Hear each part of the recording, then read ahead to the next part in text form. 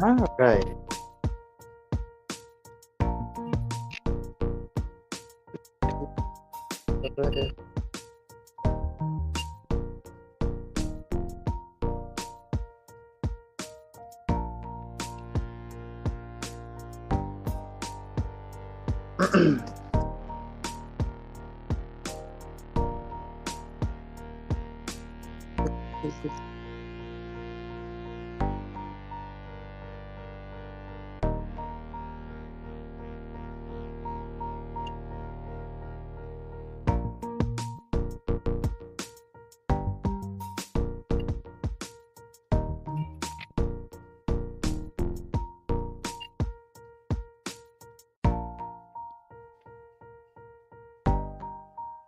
Welcome to the brand new StreamYard.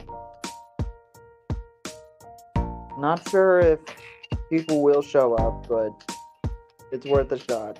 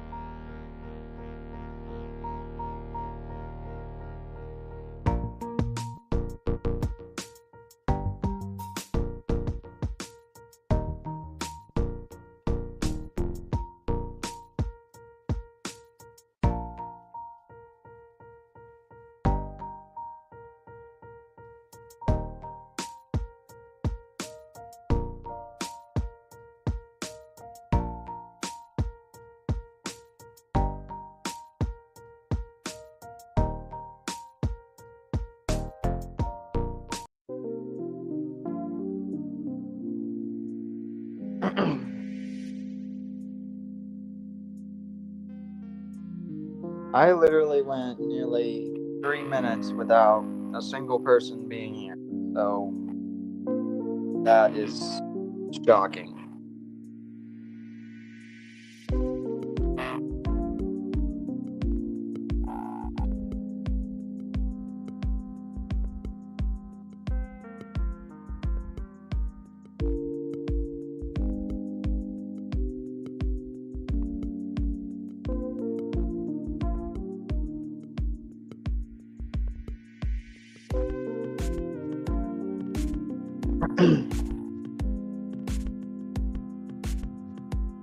That is, yeah.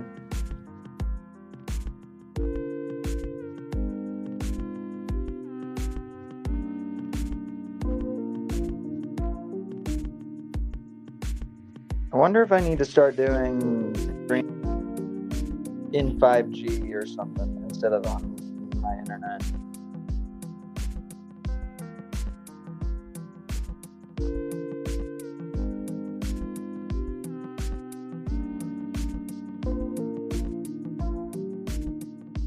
I'll probably have to try again if this isn't doing its thing.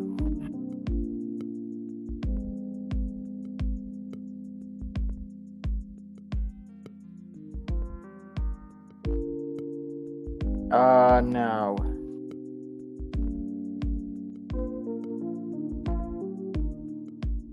I've only seen the important thing video. Okay, good.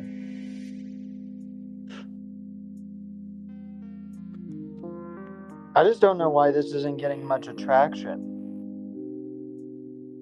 That's absolutely bizarre.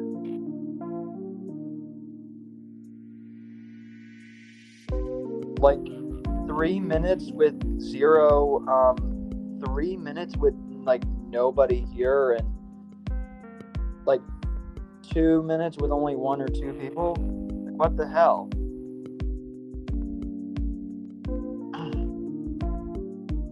I'll give it a little more time. But chances are, if I'm probably going to end up re-uploading this.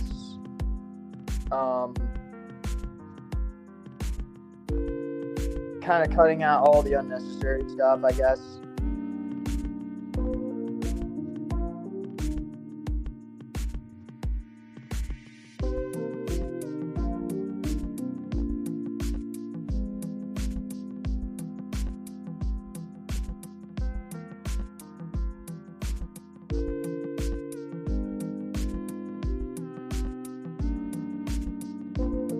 I know.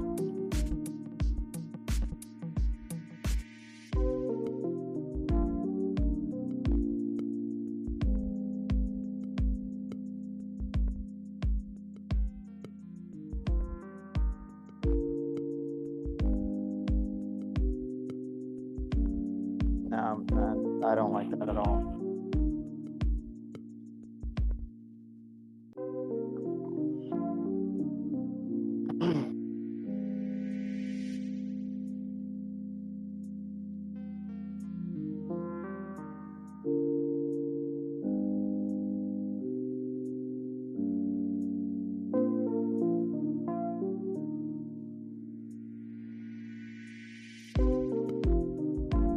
Hey, take that summer spring feel weather while you have it. Some people have snow and ice and garbage weather.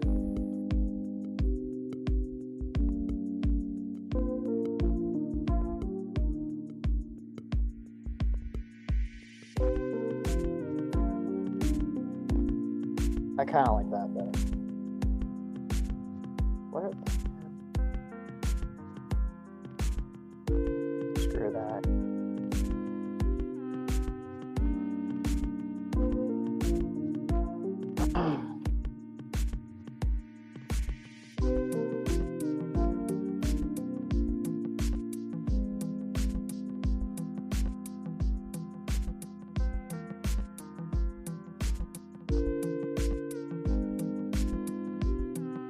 I know, but at the same time, I would rather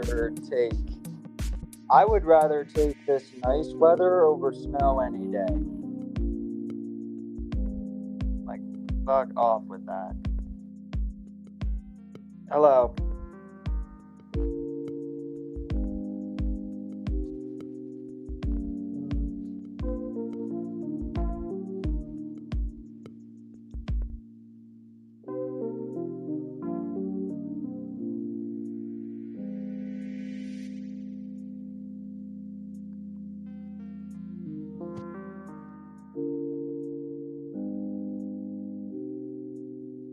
No.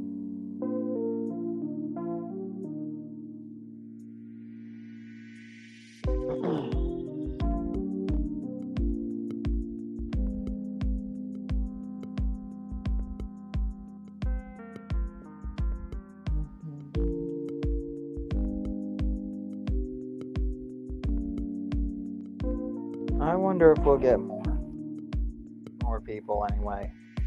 Because I'm probably going to call this an absolute failure if less people show up.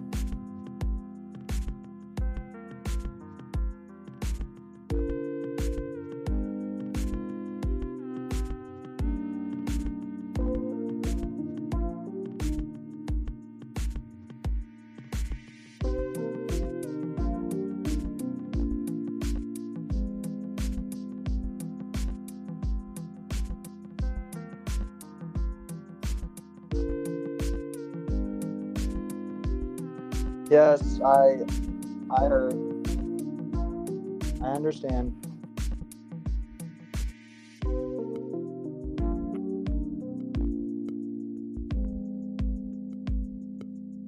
Though I don't focus on many of those bigger critics because I like being my own critic.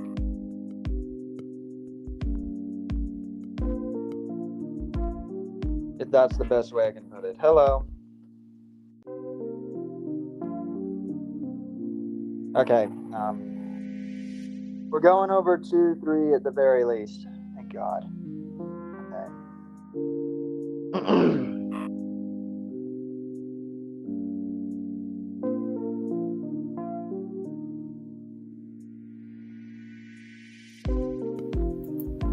Hey, Hello. I didn't know you're doing this already. Yes. And, Yeah, I know. It's shocking, Claypan. I don't quite understand it either. Though I don't think the shorts are really that popular anyway. Depends on I won't be here which long. I've always hated. I won't be here long. That's okay. I'm just here for a little bit. That's it. That's okay. How are things been? They're alright. Great. My work day was okay. Always good to know that. Yeah. It's cool. Just, I'm on the computer this time. Of course. With my webcam, so glad you can hear me fine. Yes. So I see the title is talking about games or whatever the topic is. Yes. I would certainly like a lot more people to show up, but when it comes to the Trolls reviews, I kind of want to just kind of go in order, like based on like how big I want to make the review technically. Alright. And even like get more experimental with how I'm going to do it. Like that's one of the reasons the top 10 best and worst with Macy is first. Okay. Because the fact that it's more experimental and it's more of a collaborative effort as opposed to being on my own. But I do want to do the top 12 best Trollstopia episodes first. Cool. Mainly because I want to stick to people who say that the show is all bad. Because I don't agree with that. Alright. By the way, you hear about the Switch 2 since we bought games? Yes, I've heard, and I don't care. Okay, I thought you had a Switch. I mean, I do, but like, I just don't understand the need for a Switch 2. Okay. It's like going from Apple, the iPhone 14 to the iPhone 16. What's the difference? Besides more cameras. It's the same thing with creating a Minecraft 2. Like, what's the point? Okay.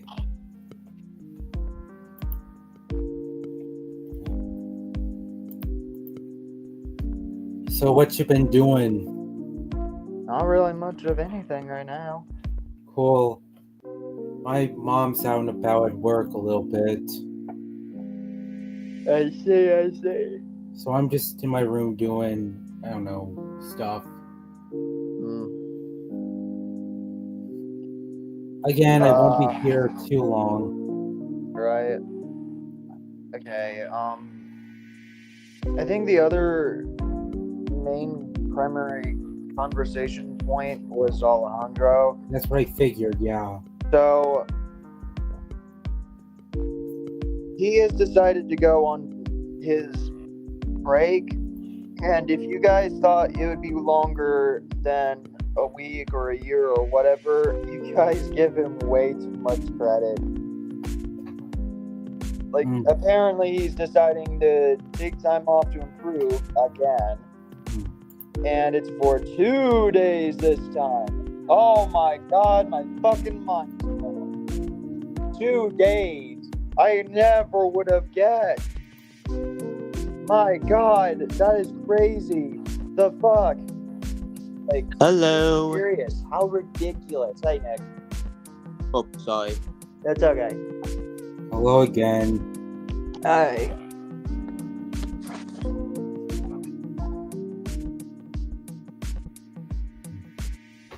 Two-day break. I hate you, Alejandro. I really do. Oh, speaking of Andro, he made apology videos too. Which Ethan and I have both not seen yet, and we'll probably watch it later tonight or something. Alright, well, I haven't seen it yet. It's probably gonna be dog shit like every other thing he does. Well, I haven't seen it yet, so that's why. So, I was just too busy in life. I just got back from Hopewell, and honestly, I've been busy today. Well, I'm glad to hear that. Yep.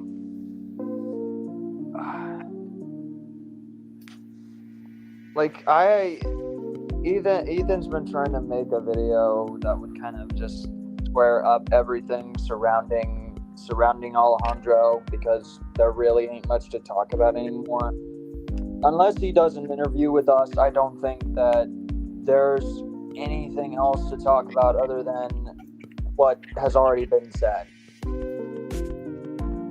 Like, he's continually just acting like, oh, well, it only takes him 1 day, 2 days to improve, but, you know, Dakota has to go on hiatus, because people like Louisverse and all those other people, they want to act like Alejandro shouldn't do the same thing that Dakota does, or whatever. Like, Well, speaking of Dakota, honestly, I watched his goodbye video, and I haven't got so emotion, honestly. Because that video was so emotional. Because honestly, I was in tears, man. Because, like, to me, that's what, like, being genuine about taking time off and really cementing the growth does. It makes it feel like when you actually leave, people give a shit. But I am so tired of Alejandro just treating 1 day or 2 days like that's enough. No, that's not good enough. He needs to do. The fact that he's all like, justice for Alejandro. Get the fuck out. Get the fuck out of here. That is a dumb hashtag, and I'm getting really tired of these people using stuff like that to soothe their precious egos. You don't see I'm not a part of the hashtag, honestly. Or whatever. Yeah, I'm not a part of the hashtag, so don't worry, buddy. It's just so stupid. Like, come on. Like, why are you treating this like, Alejandro, this isn't about you? Like, if you think, like, do you think, like, I understand that Mighty Post Fanboy had to leave because it's part of his hiatus and he needs to improve. But do you really believe he decided to go on hiatus just for himself? I genuinely believe he left for the hiatus because he wants to improve for you, for the audience. Not to save his own ass. And that's the biggest difference with me. Hello, Ella. Oh, sorry. Hello. And that's the biggest difference. That is always what I feel is the biggest difference, is that there's so many moments. I know that Alejandro called out Alex. Like, I understand. But at the same time, like, I'm also really tired of the amount of times Alejandro deflects. At least my actions are not as bad as Frozen Wish Studios or whatever. Like, the same stuff we've already said a million times. Yeah, you said like a million times. President, you're right. Honestly, I gotta. Honestly, maybe in the future I might do some update for Andro because, yeah, I'm starting to worry about him, honestly. Like, it's just one of those cases. Like, I literally did a Poppy Playtime Chapter 4 stream last night. And the fact that so many people, like, people showed up, and there were only a few people that were actually active and talking. But the fact that those same people have said that they were the only content creator, that I was the only content creator they watched and subscribed to, or how they were usually a very shy and quiet type of person, but then the more they came to my streams, the more active they were. Like, I love stuff like that. That's the kind of environment I want. Like, that's genuinely what we should get out of our streams and our premieres. Yeah. And it's just, I really just don't feel like Alejandro is doing this all for the sake of, like, garner. Like, he says it's all about footage. He says it's all about this. But when I don't feel like he has once this.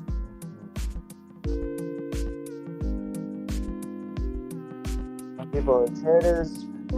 That's it. Getting sick and tired of Lambo Rocks making roasting users eat hits. That's a thing too. That's something that just needs to stop, because I understand making critical videos and all that on these other people. I do. But making these hate videos or roasting people, that's not going to help any of these people evolve or improve their ways or anything. All it's going to do is make them look like they are victims, because they're going to be like, they're cyberbullying me. Well, you do the same thing too, because I have to get on Limbo and Strap Back. If you keep doing these videos about Frozen Wish Studio, or more like freaking Minion Studio, all the crap that you pour, honestly, you don't see me do some most video. And yeah, sure, John Wick fan did it. At least he did it really well. But Limbo, absolutely not. So I had to keep so honestly, yeah, Limbo needs to stop doing, because every single time that he did that, yeah, this is why Frozen is going to do a rant on Lambo. It's just a case of, like, I don't mind Lambo as a critic. I just feel like he needs to be more humble and take criticism himself. I mean, if he listened to Ethan's criticism ages ago and improved what we specifically told him were problems, then Lambo would literally be off the hook in all of his controversy. But the problem is that he doesn't. He was willing to say that Ethan was pretty much a wanker, and now he's like, oh, you brought up my past, and all the same arguments that everyone used until they woke up to how serious these criticisms were to them. Like, I'm getting tired of the "it's in the past" excuse, because they never use it in the fashion of, I'm learning from past mistakes in order to not make the same mistakes in the current present, and in order to be better people in the future. They're instead being like, okay, well, it's in the past now, so you all should shut up about it. Yeah. Okay, What else? that doesn't surprise me, because Alex is a creeper.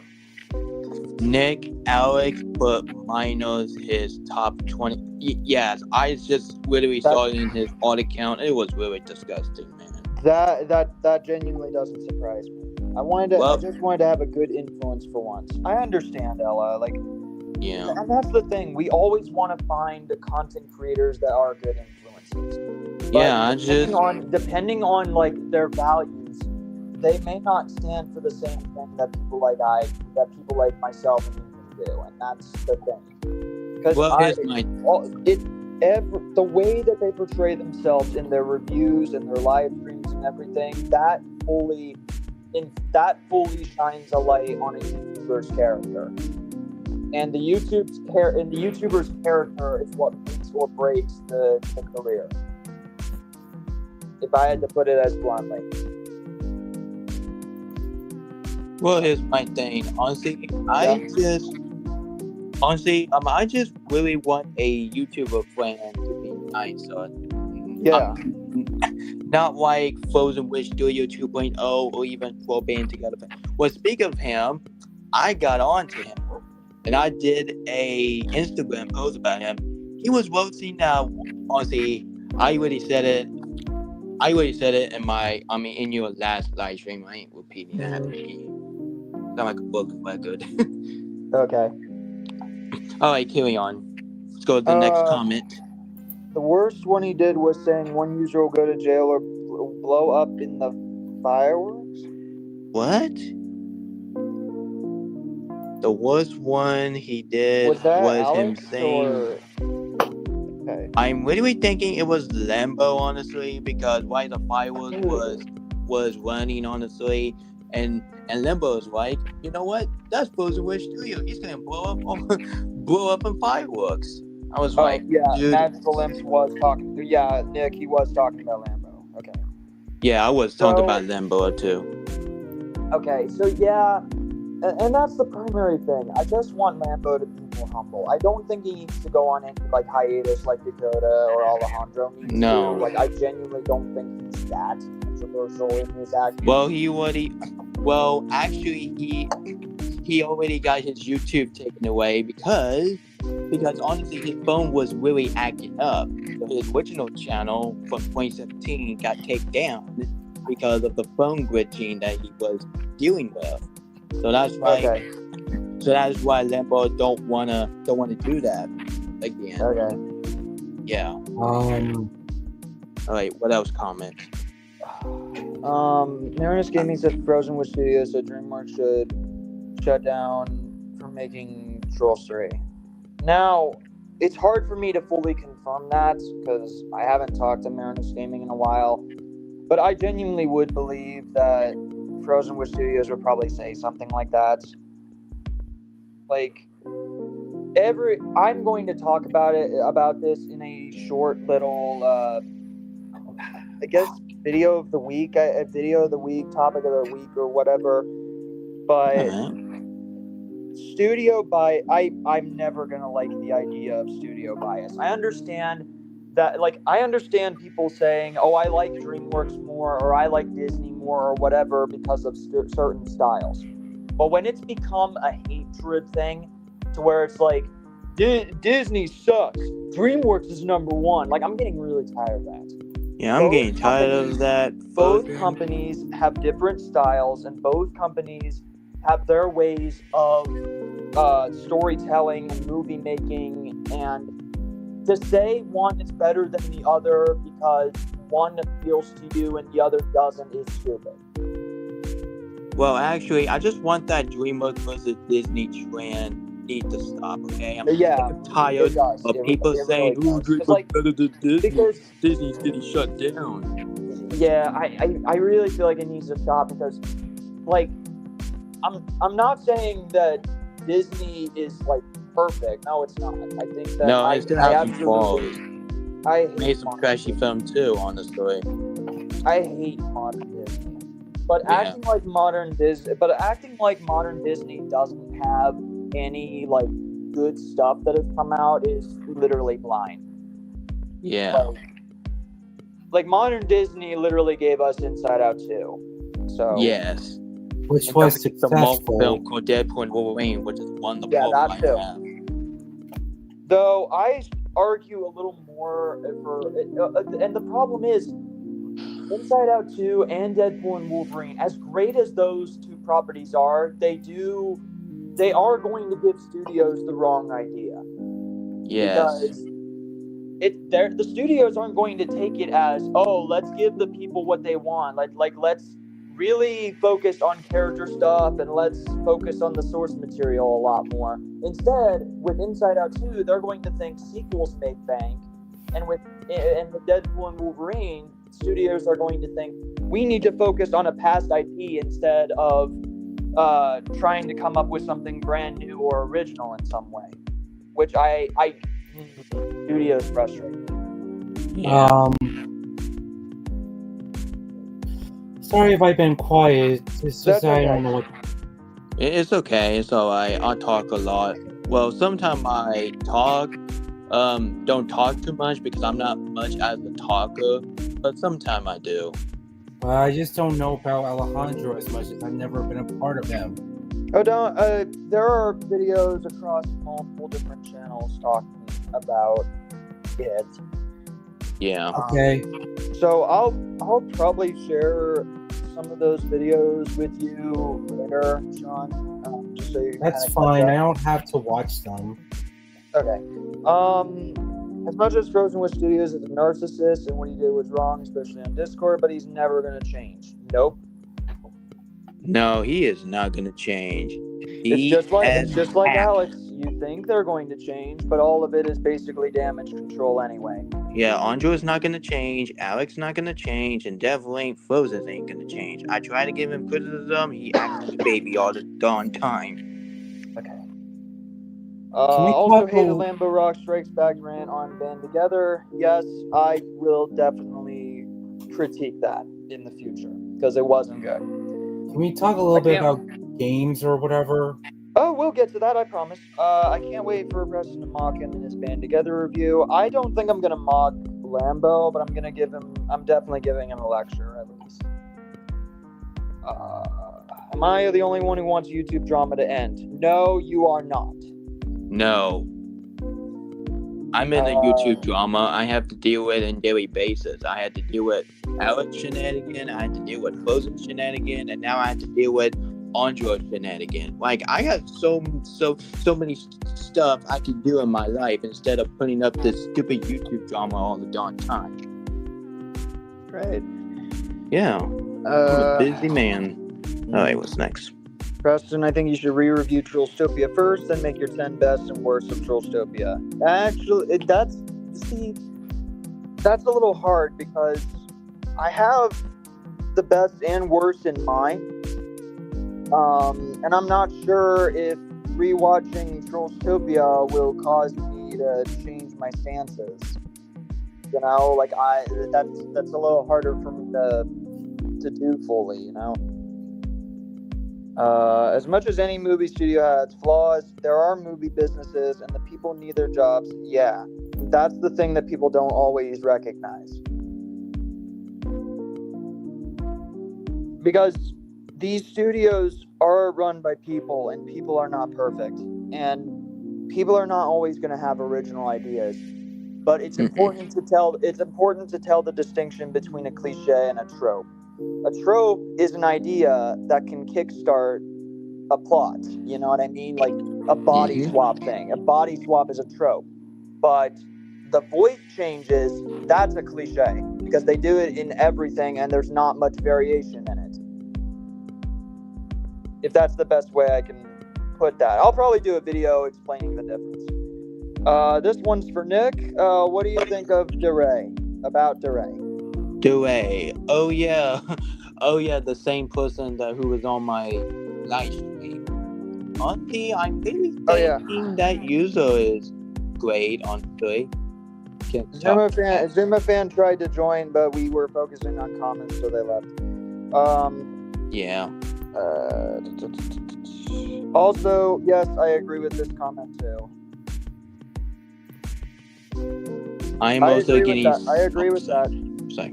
I am also getting sick of tired. Alex is extremely guilty of this. Yeah. I'm getting a little bit tired of hearing about Alejandro and Alex a little bit. I'm sorry. That's all right. It's okay. Speak up if you get annoyed, bud. It's all right. I know, but I just don't want you to feel annoyed by what I'm saying. That's okay. We're not annoyed. I'm fine. It's okay. I'm fine. I didn't speak up because I didn't want to interrupt your conversation. It's okay. You're rambling or whatever. You're all right. So, anyway, everything them related can be talked about much later. Right now, we just want to focus on a little more of a positive topic. So, yeah, that's what I want.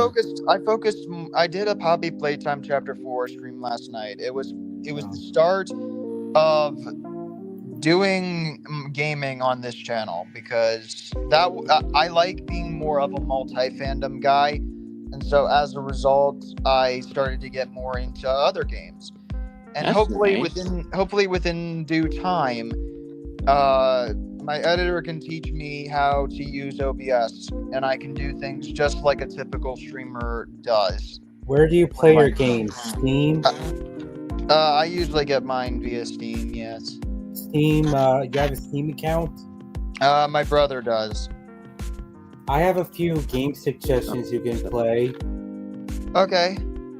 Have you heard of Persona 5? Yes. I actually went out of my way to buy one of those games for my ex. Oh, cool. Or I'll play it at some point on the PS4. I'm hoping that within due time and everything, within the coming months, like probably in the summer, I'll probably get a new console. Okay. Have you ever played probably like an Xbox Series S or something, SX, whichever one. Because I want to play Star Wars Jedi Survivor so bad. Have you ever heard of Deathloop? No.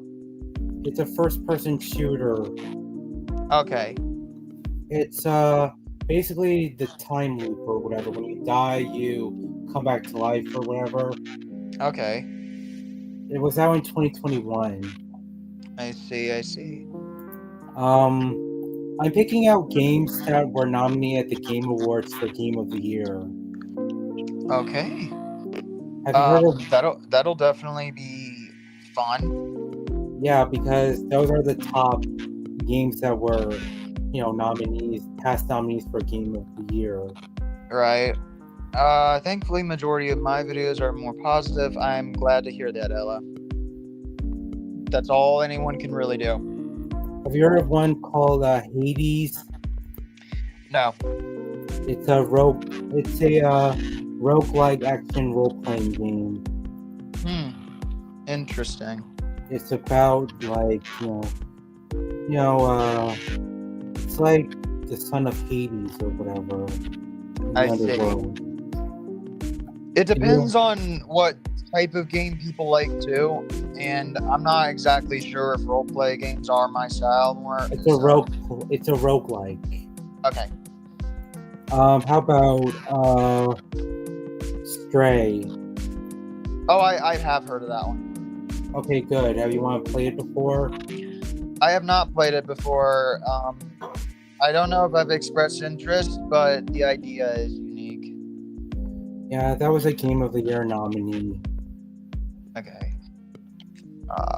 Amazing 404. New Fantastic Four was fantastic. Yeah, I really am hoping Fantastic Four turns out good, because the last time they tried to do Fantastic Four, it blew up in their faces with Fan Four Stick. Yeah, God, I hate that movie. Was an asshole on the set. What was that? Josh Trank, the director of Fantastic Four, was an asshole on the set. For which one though? Like 2015. Oh yeah. It's a little hard too, because like there were a lot of behind the scenes stuff that just went horribly wrong for Fan Four Stick. Yeah. And a lot of people have said that the director had a good movie, and then for whatever reason, studio intervention got in the way, and you got the product you got. So I would have loved to have seen the original director's version, because the director isn't always at fault. Like David Fincher was not at fault for Alien 3. No. And David L., honestly, don't blame him that the Suicide Squad movie sucked. Right. It was all Warner Brothers' fault, because Warner Brothers want to make that movie to be like the Guardian of the Galaxy. Yep. I don't like, studio interference or corporate mandated filmmaking. Neither do I. But why does that happen sometimes? I don't know. Yeah. Because sometimes studios only care about the money, but it's basically like what Mr. Enter would say, like yin and yang, creativity and business decisions have to go hand in hand together. That's what makes a good product. Yeah. Because focusing only on the money and focusing only on what's relevant and popular isn't always the lasting way. No. Because fad is one letter away from fade. And that's exactly what they do. They fade away with time.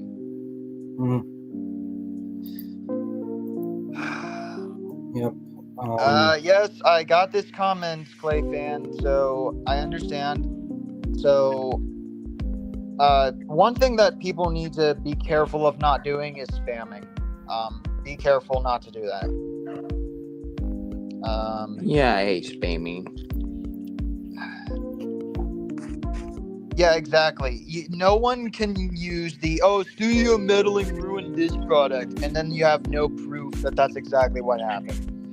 Because in the time that I've been viewing Trolls 3, I've not once detected any corporate meddling bullshit that just ruins the product overall.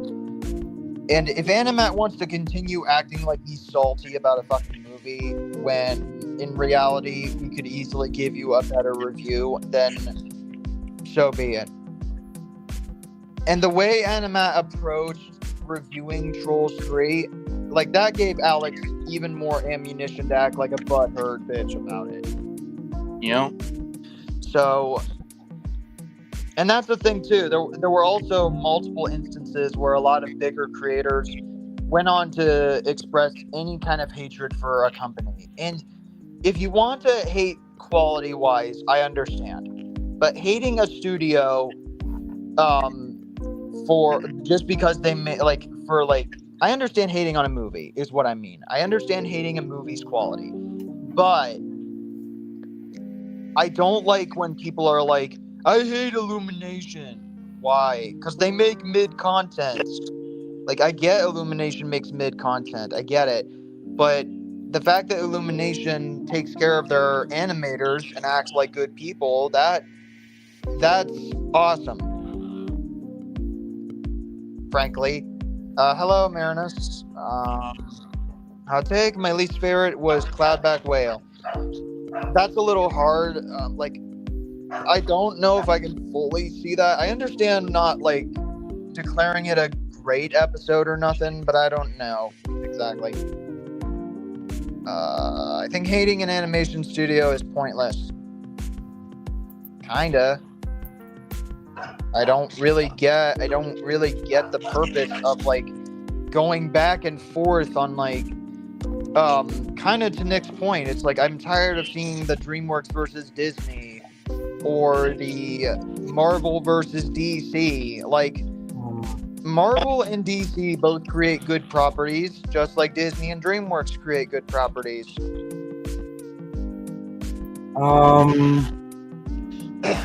A little bit off topic, Sure. Is that fine? Sure. I don't know if I mentioned this Japanese animator, Shinichiro Watanabe. I think you may have. He was the guy who directed Cowboy Bebop, the anime series. Okay. Have you heard of that? Yes, I have heard. I've tried watching Cowboy Bebop, but I haven't gotten back to it yet. Well, Shinichiro Watanabe did other anime series. Yeah. Like Samurai Champloo. Okay. Kids on the Slope. Yeah. Terror and Resonance, which I really recommend. Right. Oh, we're getting a lot of comments now. Holy shit. Have you seen Kung Fu Panda franchise? I've seen some of the movies. I just haven't seen the whole franchise yet. And that'll probably be a bucket list. What's up? Tired of Illumination getting hated? Yeah. She recorded Alex. Trollspring Forever said she recorded Alex stretching the Spider-Verse drawing.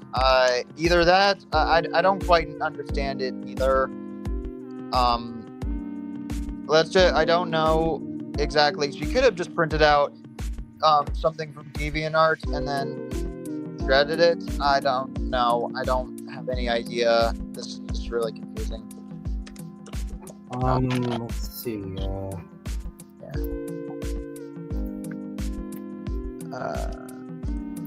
Agree. Yeah, it is becoming heavy-handed. I think I texted you a couple nights ago about. I was watching a little bit of the Grammys too. Yeah. I watched that. I was happy Beyonce won Album of the Year. I know that my editor was not, and I'm like, eh. Okay. I mean, sure, it's fine. Okay. I'm not overly negative or overly positive about it. Yes, I have seen a bunch of DreamWorks movies that are not trolls. Show-wise, I not fully. Yeah, Mario Bros. Movie is actually pretty good. Sing 2 I haven't seen, so I can't really say anything. But I know Mario Brothers movie is pretty good. I have not watched that show as much, but I thought it was fine. No, I have not fully watched the videos that you sent me. I've been busy with a lot of other stuff. By the way, Preston. Yeah. I told you about the Annie Awards, right? Those nominations came out like last month, I think. I'm not sure exactly. Well, the Annie Awards represent animation. Okay. Yeah, both movie and television. Okay. I will say some nominations are cool. Like, I'm not sure if you've heard of any of these shows that got nominated. Like, I don't want to get into that. You probably never heard of them anyway. Chances are I'm not sure if I'm going to know, because I am someone who hyper focuses on a lot of media, and sometimes another bit of media can pass me by unless I'm genuinely interested. Like with Dead Meat and Found Flicks, that was the main reason I was able to get into horror like I was. And being a critic, just kind of interested in the superhero universe, that's how I got into the MCU and the DCU, respectively. By the way, I will say there is one show that got nominated. Has-Been Hotel. It got 2 nominations. Okay. It got nominations for Best Music for a TV and Broadcast Production, and Best Voice Acting for a TV Broadcast Production. Yeah. Yeah. But yeah, people can absolutely boo me because I'm so busy, I still haven't seen Has-Been Hotel. You all can shame me. You all can boo me. It's on Prime Video. I know. Have you seen Broadway musicals? I don't know if I have or not. Depends on the Broadway show. Yeah, I'm confident in that exactly. Because common consensus goes back and forth all the time. I have not seen that Friendly Neighborhood Spider-Man show. I haven't seen that show either. Me too. And what do you think the hate is really caustic? And yes, I have seen Cars. Yep. It is a mixed bag. Well, Cars 2 is underrated, but Cars 3 is it's alright. It's okay. I found Cars like a mixed bag. Like, the nostalgia does kind of pull it up for me, but I probably wouldn't rank it any higher than a C. If I had to rank it S, A, B, C, D, and F in a tier list, Cars goes in C. Cars 2 goes in D, it sucks. Or F. Or F, it doesn't matter. Okay. And Cars 3 goes in B. I thought it was fine. Disney and Pixar are the Nintendo of animated movies, and DreamWorks Animation are the Sega of animation movies. I don't know if I fully agree with that comparison. I'm actually excited for the live-action How to Train Your Dragon. I hope they do something more than just retell the original over again, and they say they're doing that. And if so, I can't wait to see what they change up and what they keep the same, and if they are able to actually justify the remake's existence. I will give you a bit of a fun fact about the How to Dragon live action movie. Sure. It's directed by Dean DeBlois, who directed the animated movies. Okay. Because Dean DuBois, the guy who made the original movies, he is working on this one too, so that helps. So we'll see how good of a live action director he does. Yes. And I pretty much agree with Unheard Voice. I think Cars can be solid, and Cars 3 is the best one. I did watch Barney when I was younger. I don't watch it now, and I find Barney pretty shit today.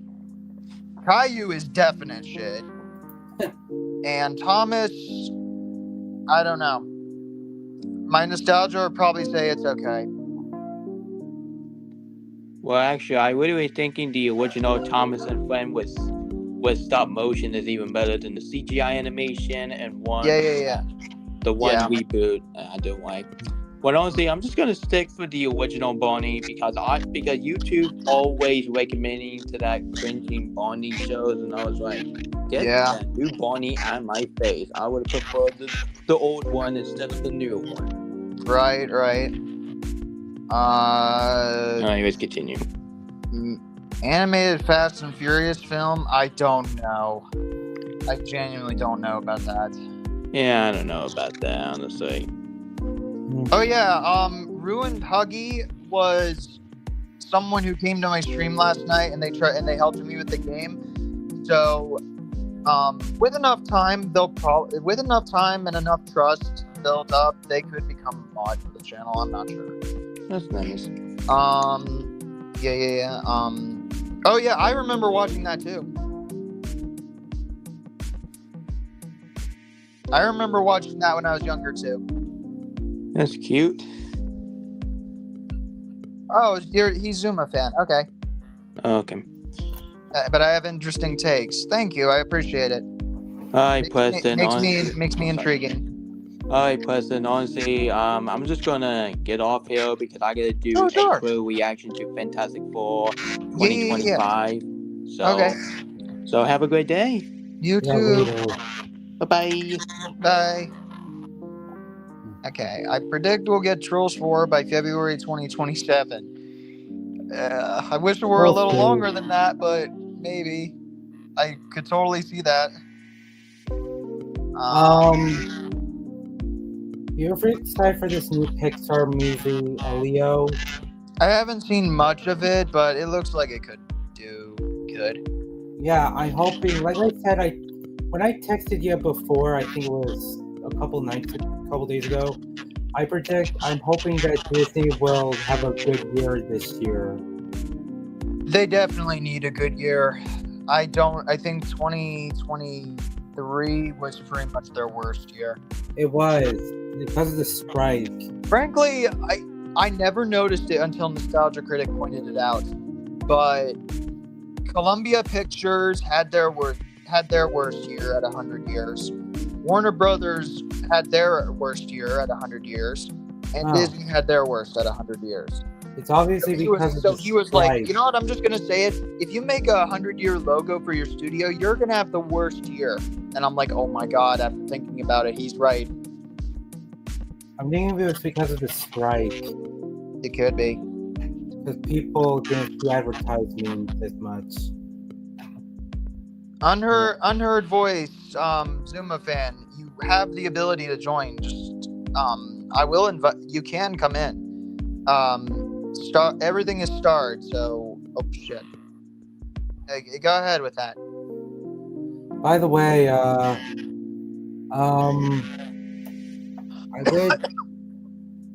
would like to. I'm excited. I know you haven't seen the original Tron movie. I need to catch up on that because Tron is technically a Disney property. It is becoming like a bigger phenomenon with a bunch of rides and stuff at Disney World too, and the design of it looks awesome. So I'm like, I kind of want to take time this year to watch those, see if it clicks for me. Well, I have watched the original Tron a long time ago, I think. Yeah? It was okay. It was fine. It was your typical 80s movie. Yeah. But I'm looking forward to the new Tron movie. Yeah. And I will say, there is one thing I'm hoping for in this movie. Is? Well, do you remember Tron Legacy in 2010? I think. Well, I'm just gonna say that movie, like we're gonna update the movie visually and not do anything new. Okay. If you get what I'm saying, I just hope that this new movie will not do the same thing like the Legacy was. Yeah. So I'm just hoping Tron Eras will do something a little different. You know. Did I have any VHS tapes when I was younger? If I did, I don't know where they're at. I'm sure I did, but I don't know where they're at. Yeah, Jared Leto will be in Tron Eras. Yes, Unheard Voice. The link's right here. And I'll keep it up. Keep getting the ad for Barney's World. Great. Did you remember the show Lazy Town? Yes, I do. I don't think I watched it as much, though. Do you think we'll see Everest and Tracker in the third Paw Patrol movie? I fucking hope so. I'm getting tired of those characters getting the shaft. They keep getting the shaft in every other Paw Patrol episode or whatever. They keep getting the shaft. They only appear like every once in a while, and I hate that. I hope also Marvel is, Disney's property. Well, the movies will do good too. It looks like they're kind of coming back into motion with like Daredevil Born Again, like that, and Daredevil Born Again seems to be going for making sure that it doesn't pander or get PC-fied or whatever. Even Charlie Cox was surprised they didn't dumb it down. By the way, also, you're excited for Win or Lose? I don't know that much about it, so I don't know. It's a Pixar show on Disney Plus.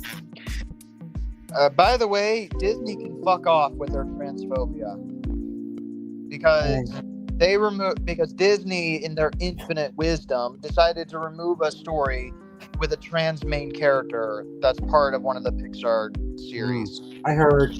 So fuck off. Homophobic. Disney. You're literally proving Alex Hirsch right every day. By the way, and it's their first Pixar long-form series. By the way. Right. And it's about a softball team. Yeah. Were you ever interested in this show? Nostalgia Critic is awesome for me. It depends on his review. Were you ever interested in Win or Lose when it comes out? I'll definitely try to watch it, see if I like it. I heard it might be good. Who knows? I hope it's good. I mean, that's the hope everyone has with any property, is that it's good. No one wants to go into a bad movie. Branch talked about his father in the Fun Branch episode. It's been a while since I've watched Beat Goes On Again, so I don't know. I used to watch VHS tapes when I was younger, and I don't watch those as much anymore growing up. I see. But yes, Unheard Voice, Zuma fan. StreamYard link is right there. It's been up for a few minutes now.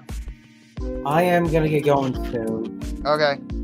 If you ever do another live stream anytime in the future, still, I'll be there whenever I can. Sure. You do these in the afternoon still? Hopefully. I think so, because if it's on a weekday, then most of the time people show up like after school time, I guess. All right. It'll get a lot more frequent more in the summer, I guess. All right, cool. I'll try to come back anytime I can. Yeah. And if not, then we'll see how it goes. Yes. I'll see you later then. Yep. Bye. All right, man. Okay. Trolls 2, 9 out of 10. The only real bad thing about Trolls 2 is the third act breakup. But it depends. Croods 2 was Definitely better than the first one, but eh. Spirit Untamed, I haven't seen. Boss Baby 2, I've heard is better. Bad Guys, I've heard is really good. Puss in Boots 2, I've heard is really good. I've heard Ruby Gillman is underrated. Trolls 3, I like, and I'll explain why in the review. Orion in the Dark, I haven't seen, and I'm pretty sure Megamind 2 should only be at 5 out of 10 or lower. As far as I'm concerned. But yes, if any of my subscribers want to come in, there's the link. Kung Fu Panda 4, 9 out of 10. I haven't seen Kung Fu Panda 4. Wild Robot 10 out of 10. That makes sense. And Dogman 9 out of 10. You definitely give really high rankings for movies, but I've heard Dogman. I'm very happy to hear that Dogman is getting good reviews. Very happy to see that. Alright, I can finally add Zuma Fan to the stage. Oh my god, finally. Yeah, right. I was like, the link's right there. Well, the link's not in chat. You just put it up on the screen. Oh, I see. I would have thought you'd be able to type it though. Is the Toy Story 3 of the franchise? Ooh, that's a bit hard to say because I find Toy Story 3 better. Yeah, all the Toy Story movies are better than Trolls. All of them. And that's the thing. Well, maybe maybe not the fourth one, but yeah, the first three, 100%. Yeah. And that's the thing. I already know that people like Alex are gonna be like, "What the fuck is wrong with you?" I'm like, I said what I said, and you better just suck it. Well, truthfully, I'm never gonna watch Trolls in my life. I don't even think I listened. Like the only part of Trolls I watched was the trailer. I did not listen to that's fair. The music. And the thing is, if people look at a trailer for something and they just don't feel like they'll get into it, then that's fine. We need to normalize being like, okay, I don't feel like I'll get into this, so I'm not gonna watch it. Well, it's just common sense. Well, I personally just do not care. I don't care if Trolls is like the best story ever. I have no desire to ever watch that movie. I will gladly die and know that I went through my life never watching those movies. Which is fine. No one's gonna hurt my feelings if they decide not to watch it. Like that's fine. Like I'm not Alex. I'm not gonna. Yeah, you can be the fan of the Trolls over there on your own, but I'm not joining. People are different. It's fine. I have not seen that. No. Didn't even know that existed.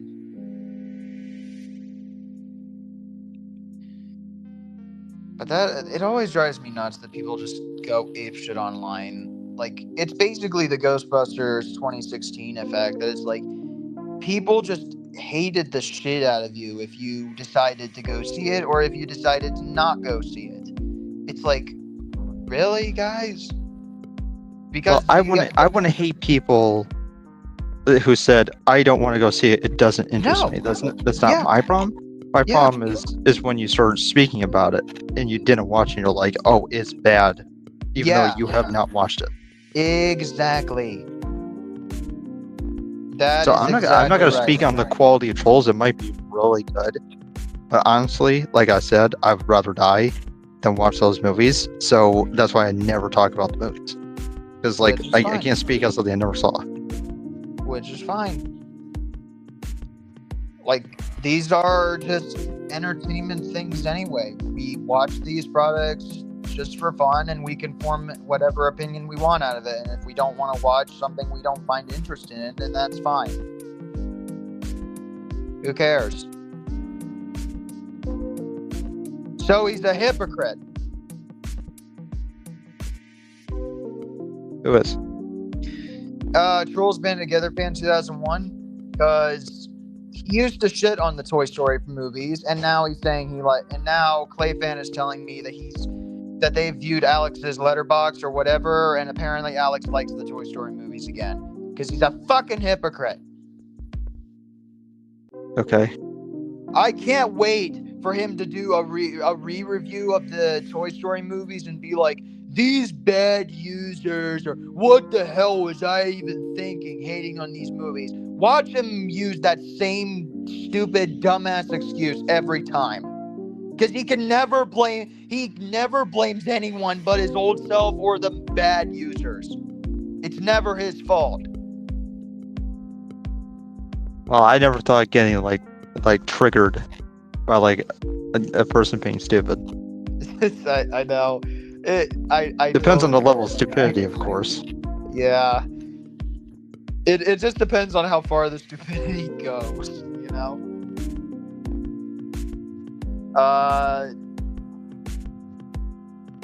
Yeah, if someone hasn't seen Bob's Burgers, that's fine. People hate the Lego movie now. What?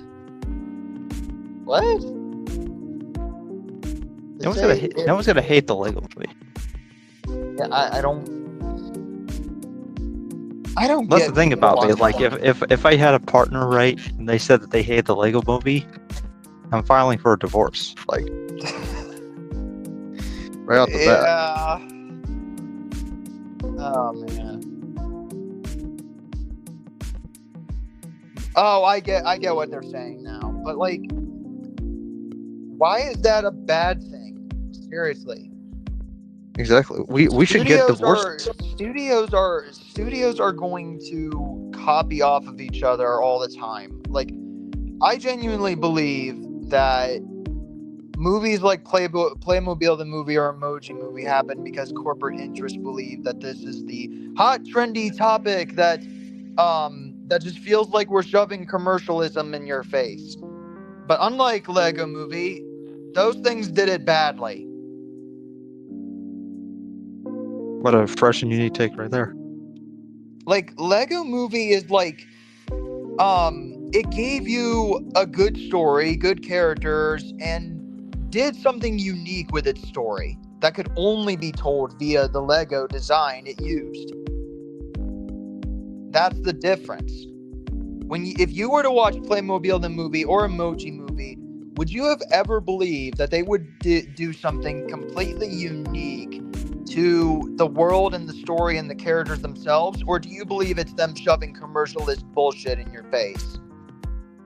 That's the difference. If you were watching Lego movie, I genuinely believe you would be like, I forgot this would have been a Lego commercial or whatever, because it does a good job of being like its own unique medium to be able to tell a good story.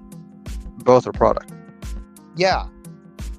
The Emoji movie had like the same plot and characters, right? Like the same basic plot and characters of the Lego movie. It would be like, well, I'm not sure why you use the emojis to tell the story, but you did a fantastic job with it. So it's not the fact that the Emoji movie has emojis, it's the fact that it has emojis and it was bad. That's the difference. Yeah. But people don't understand that. They're just like, oh, it was bad inherently because it's about emojis. I mean, like, that can turn you off, of course, 100%, because it does come across as corporate. But at the end of the day, a product is a product. So it just depends how it's executed. Yeah. Exactly. Also heard that Frozen Studios hates Sonic movie because it reminds them of an Illumination movie when it's from Paramount, not Illumination. Exactly. People make these dumb takes without doing research on it. Oh god, I hate Illumination. Like, I fully get people not liking Illumination's movies. No, like, it's not that I don't like. I hate them. Burning passion. They are so anti-art. What are the thoughts?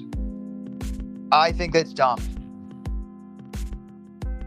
I think that's dumb.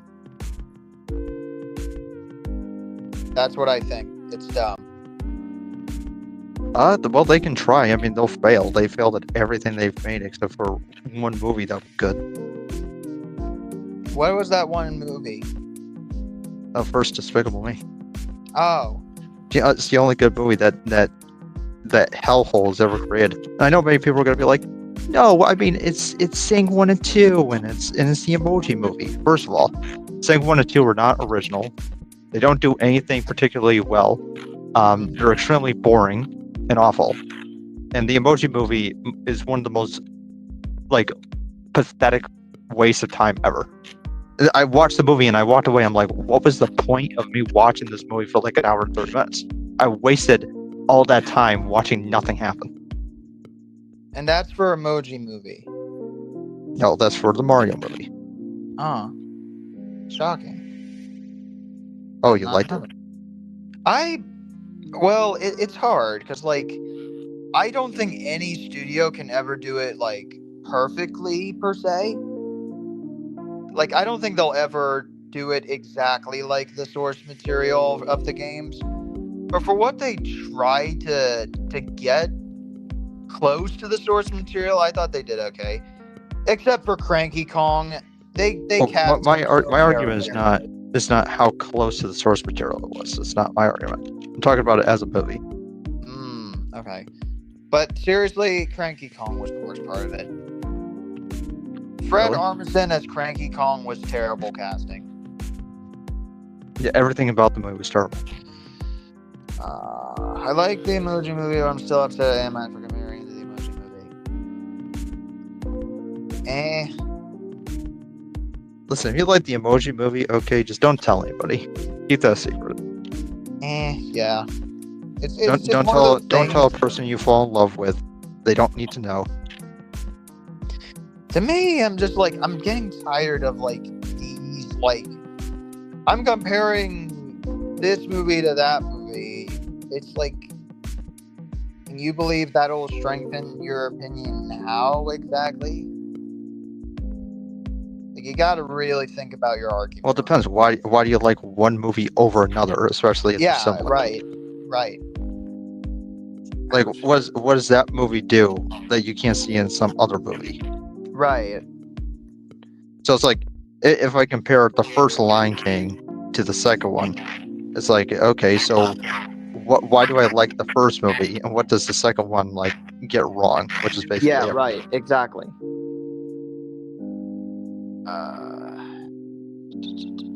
I'm talking about the second one with Kiara and Kofu. I'm not talking about that movie. Yeah, I know. Yeah. But seriously, fuck them live action remakes. Nah, keep coming out with them. I'm happy with that. I love suffering. That's all I do. Fair enough. Speaking of Emoji Movie, I remember that film won a Raspberry Award for Worst Picture. I see.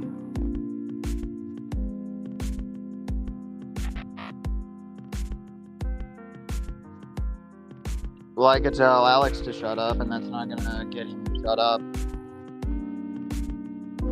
But oh no, Anima told Poppy to shut up. Oh no, what a mean-spirited guy. Oh no, what are the? Don't you think whatever? Why do people bitch like that? I swear. Don't you think that whatever drama you people keep talking about is just completely a waste of time and your life? Because I come in here and it's there's another drama. What's the drama? Well, this person's annoying, and they're talking about a movie really annoyingly. I know, right? Do we ever move on?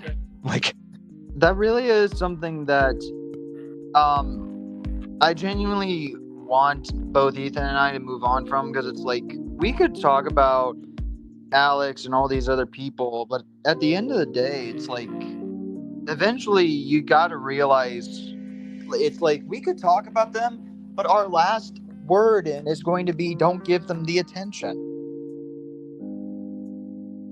Sure, but what's the point of giving them attention anyways?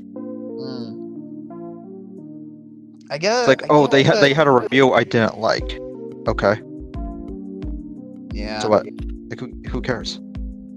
Right.